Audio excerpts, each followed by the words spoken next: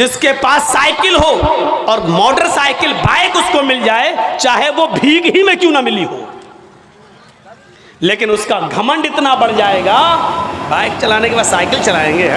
लोग क्या कहेंगे, मेरे दोस्त क्या कहेंगे, साइकिल बाइक चलाने वाला, मतलब भीख में मिली हुई बाइक चला रहा है, वो शर्म महसूस नहीं कर रहा है, जबकि चुल्लू भर पानी में डूब के मर जाना चाहिए उस बाइक पर बैठने से पहले।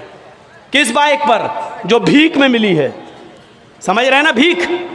अरे जो लड़की के बाप ने दी है, शादी के मौके पर ले अपने दामाद को, बैठ, साइकिल चलाने में शर्म आ रही है, भीख मंगनी गाड़ी पे बैठने में शर्म नहीं आ रही है, जबकि चुल्लू भर पानी में उसी वक्त डूब के मर जाना चाहिए कि किस पे बैठे हैं, ससुर की दी हुई गाड़ी पर।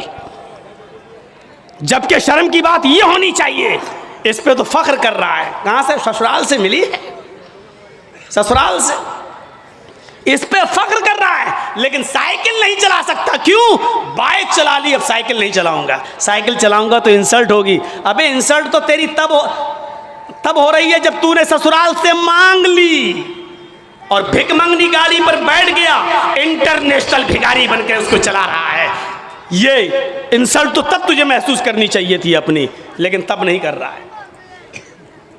अल्लाह के रसूल जब बुर्राक पर बैठे, लेकिन जब जमीन पर आए तो आपने घोड़े का भी सफर किया, ऊंट का भी सफर किया, बल्कि ऊंटनी को तो अल्लाह के रसूल की प्यारी सवारी बताया।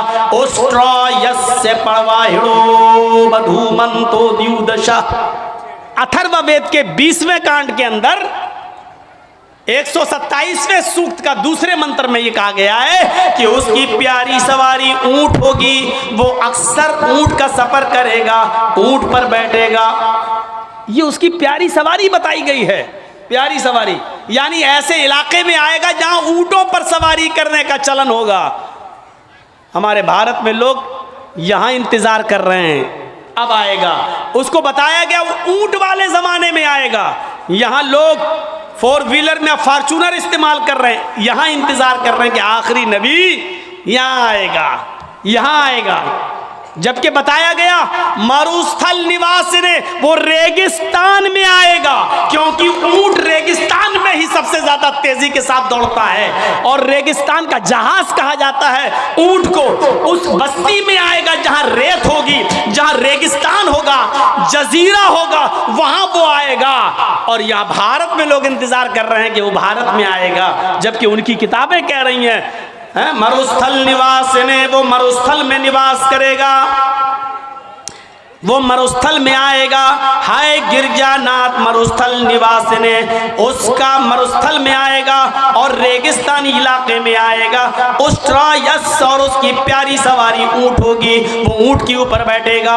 यहां बताया गया कि वो घोड़े पर बैठेगा और बिजली से ज्यादा तेज रफ्तार से चलेगा और आकाश की यात्रा करेगा, यानी वो जन्नत जहन्नम देखने जाएगा। जगतपति, और ये घोड़ा उसको ईश्वर की तरफ से, अल्लाह की तरफ से मिलेगा, जो पूरे दुनिया का रक्षक होगा, पूरी दुनिया का मुहाफिज होगा। यानी ये घोड़ा मोहम्मदुर रसूलुल्लाह को, ये बुर्राक मोहम्मदुर रसूलुल्लाह को दी जाएगी। आसिना साधुदमनम, और वो साधुओं की तरह अपनी जिंदगी व्यतीत करेगा, साधुओं की तरह अपनी जिंदगी गुजारेगा। साधु किसको कहते हैं ये सोच लीजिए। साधु उसको नहीं कहते हैं जो एक चोला पहन ले और बीवी बच्चों को छोड़ दे और जंगल में चला जाए, राम राम राम राम राम राम राम राम करता रहे। इसी तरीके से हमारे मुसलमानों में भी एक तबका पैदा हुआ जिसको सूफी कहा जाता है। वो तस्बीह हाथ में लेते हैं और अल्लाहू अल्लाहू, कभी कभी झटका मारते हैं, कभी देखिएगा आप झटके मारेंगे, अल्लाहू अल्लाहू अल्लाहू ऐसे करेंगे। कभी चिमटा ले लेंगे अपने हाथ में, चिमटी, ट्रेनों में मिलेंगे, अल्लाहू अल्लाहू अल्लाह, इस तरीके से करेंगे। ऐसा वो महसूस कराएंगे आपको कि हमारे अंदर अल्लाह घुस गया है, अल्लाह हमारे नस नस में है।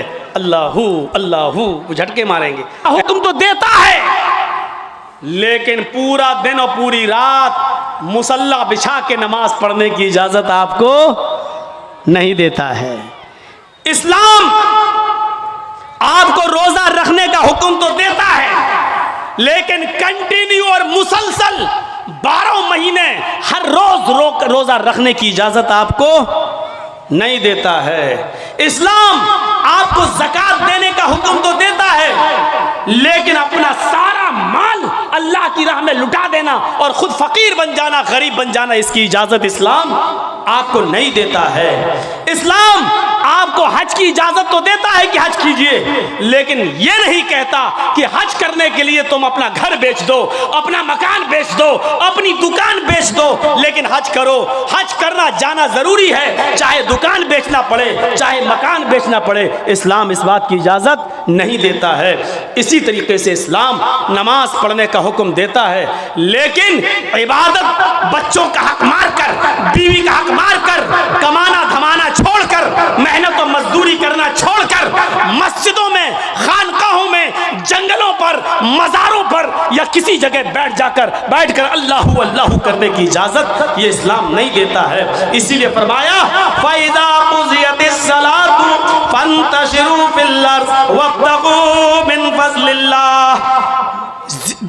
दिनों में सबसे अच्छा दिन जुमे का दिन है, लेकिन जुमे का दिन भी पूरी की पूरी इबादत का दिन नहीं है। सबसे आला और अफजल दिन जुमे का है, लेकिन जुमे का दिन भी पूरा का पूरा सुबह से शाम तक अल्लाह की इबादत में नहीं लगा सकते हो। जब जुमे की नमाज पढ़ लो, जब जुमे की नमाज पूरी कर ली जाए, फंतशिरू फिल अर्ज़, तो हमारी जमीन में फैल जाओ, वब्तगू मिन फ़ज़लिल्लाह, हमने जो रिज़्क़ उतारा है उसको तलाश करो, मेहनत करो, मजदूरी करो, रिक्शा चलाओ, दुकान पे बैठो, हलाल रोजी जो हमने उतारी है उसको कमाओ और अपने बीवी बच्चों को खिलाओ। जुमे का दिन सबसे बड़ा दिन, जुमे का दिन सबसे अफजल दिन, जुमे का दिन सैयदुल अय्याम, तमाम दिनों में सबसे बेहतर, तमाम दिनों का सरदार है जुमे का दिन। लेकिन इसके बावजूद अल्लाह के रसूल ने पूरा का पूरा दिन इबादत का नहीं रखा है। और क्या फरमाया, जब जुमे की नमाज हो जाए, जुमा पढ़ लो, तो अब निकलो मस्जिद से,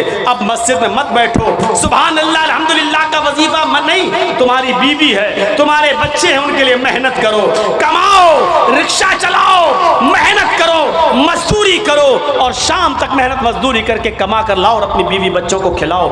ये भी इबादत है। मेरे प्यारे साथियों, इस्लाम ने आपको सिर्फ अल्लाहू अल्लाहू करने के लिए नहीं भेजा, तो वो साधु होगा, साधुओं की तरह अपनी ज़िंदगी गुजारेगा। साधु उसको कहते हैं जिसके पास किसी चीज़ की कमी ना हो, न दौलत की, ना ज़मीन व जायदाद की, जिसके पास सब कुछ हो, लेकिन उसने अपने ऊपर खर्च ना किया हो, बल्कि उसको गरीबों और मिस्कीनों पर खर्च कर दिया हो। साधु किसको कहते हैं? सुन लीजिए, ये साधु नहीं है, ये आप जिनको समझ रहे हैं, आसाराम हों, राम रहीम हों, बाबा रामदेव हों, या हमारे यूपी वाले हों, ये साधु नहीं है।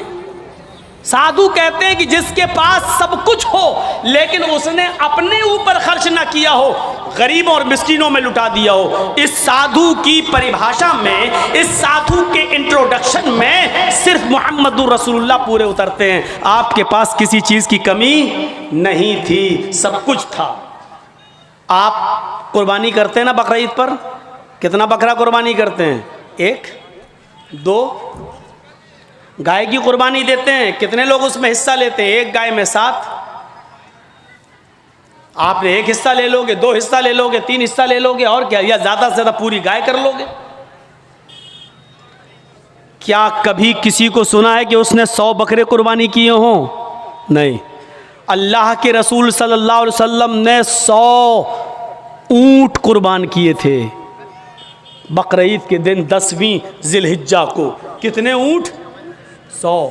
और ऊँट नहीं, सुर्ख ऊँट। अरब के अंदर सुर्ख ऊँट की बहुत कीमत है। जो लोग अरब में रहते हैं उनको मालूम है, सुर्ख ऊँट बहुत कीमती होता, बहुत महंगा होता है। जैसे आपके यहाँ कोई बकरा जिसकी खाल पर अगर अल्लाह लिखा हुआ आ जाए या मोहम्मद लिखा हुआ आ जाए, तो उसकी कीमत बढ़ा दिया जाता, बढ़ जाती है।